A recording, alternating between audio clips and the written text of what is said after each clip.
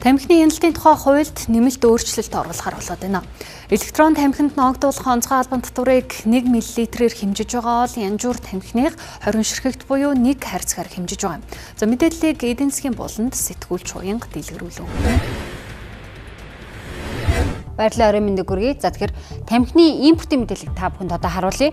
Янжуур тамхины импортын мэдээллийг харвал 2024 оны жилийн цэцэрлэг гэхэд нийтдээ 3.5 тэрбум ширхгийг импортоор авч монголчууд хэрэглэсэн байна. За харин одоо электрон тамхины импортын мэдээллийг харвал 2024 оны жилийн эцсийн байдлаар 8.2 сая ширхгийг импортоор авчээ. Янжуур тамхины импортын тоо ширхэг тэрбумаар хэмжигдэж байгаа бол за харин электрон тамхиных саяар хэмжигдэж байна. За ингээд бүх төрлийн тамхины хэрэглээг бууруулах зорилготойгоор тамхины хяналтын тухай хуульд нэмэлт өөрчлөлт оруулах гэж байгаа.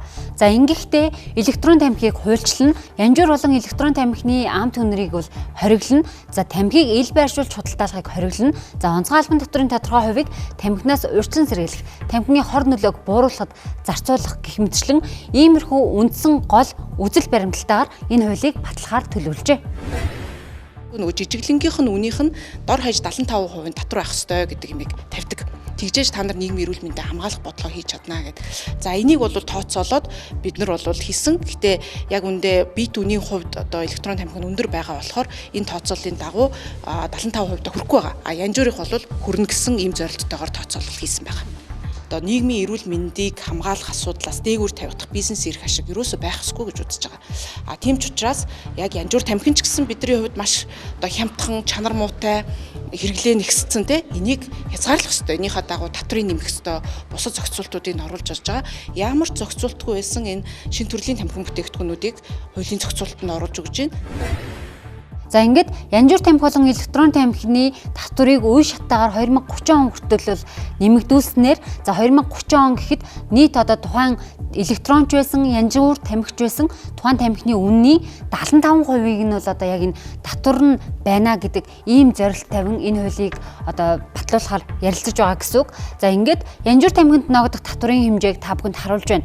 Янжуур болон бусад тамхины хувьд гэхэд 20 ширхэгт нь одоогийн зохицуулалтаар бол 836 төгрөг буюу за 1 хайрцаг тамхинд 836 төгрөгийн одоо татвар ногдуулдаг. За үүнийг эх онд 2000 төгрөг болгож нэмэгдүүлэх. За ингээд үе шаттайгаар нэмсээр гад 2030 он гэхэд 100000 төгрөгийн татвартай байх ийм одоо төсөл орж ирсэн гэсэн үг. 1 хайрцаг тамхин дээр 20 ширхэг дээр. Харин электрон тамхины хувьд болохоор электрон тамхины шингэн буюу за 1 мл шингэнд одоо яг энэ татврыг ногдуулахаар оруулж ирсэн.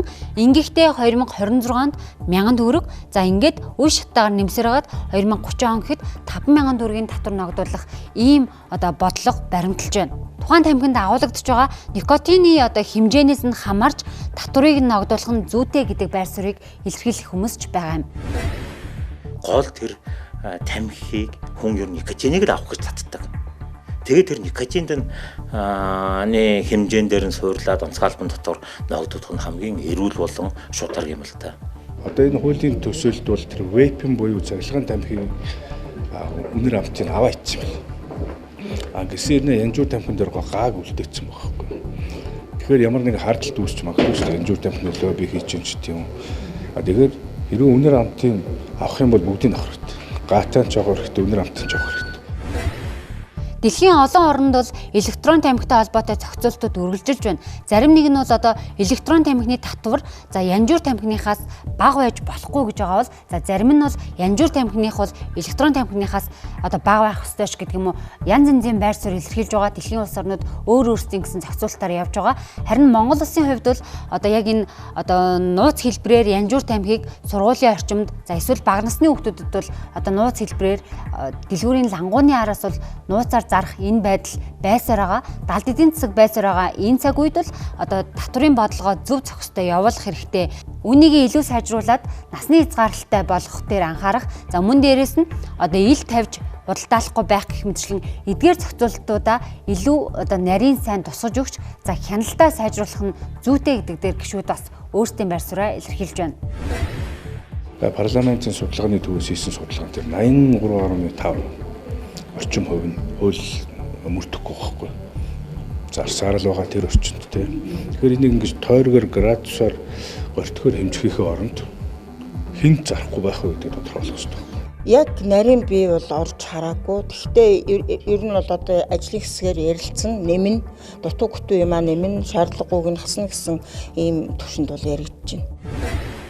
Түрт нь бол энэ заартай холбоотой одоо авилгал тийм ээ мөн одоо энэ заартай холбоотой янз бүрийн зөвшөөрлийн тийм ээ. Тэгээ нэг талаас худалдааг одоо боомлоод ийм ялгууртайгаар радиост хамрагдсан дэлгүүрүүд нь зарж чаддаггүй. Бусд нь ингээд нээлттэй зардаг. Ийм нэг ялгууртай бодлого ажиглагддаг. Ихэнх улс орнууд 150-ны 200 метрийн заалт хязгаарыг одоо хэрэгэлдэм байна. За мөн дээрэс нь электрон тамхинд татвар ногдуулахдаа зөвхөн одоо электрон тамхины одоо төхөөрөмжөөс гадна бүх төрлийн тамхины татах, төхөөрөмж, дагалдах хэрэгсэлд нь бас татвар ногдуулахар болсон байна. Ингэхдээ 2026 оноос эхлээд 5,000, за 2027 онд 10,000 гэх мэтлээ ахисаар агаад 2030 онд 25,000 төгрөгийг татвар ногдуулна. Нэг ёсондоо электрон тамхины үн бол хэд өндөр ингэж тогтох одоо нөхцөл бүрдэж байна. Гэтэл нөгөө талдаа янжуур тамхины бол одоо татвар нь маш бага хэмжээгээр буюу нэг хайрцагт 2,000 төгрөгөөс эхлээд татвар ногдуулж байгаа нь өөрөө бас нөгөө талдаа энэ хуулийн төслийн өөрчлөлт нь за янжуур тамхиныхны магадгүй лобби орчих уу гэдэг бас нэгэн хардлага ч гэсэн үүнд үүсэж байгаа юм. Яг үннийг хэлэхэд янжуур тамхинаас үүдэлтэй өвчлөл, нас уралт бүх зүйл тодорхой. Үүнийг ерөөсөө яриад хүмүүс дүжирсэн ойлгохоо байцсан. Цахилгаан тамхи шинэ тутам үүссэн бүтээгдэхүүн ороод ирэнгүүт илүү анхаарал хандуулаад байгаа юм шиг харагдаад байна.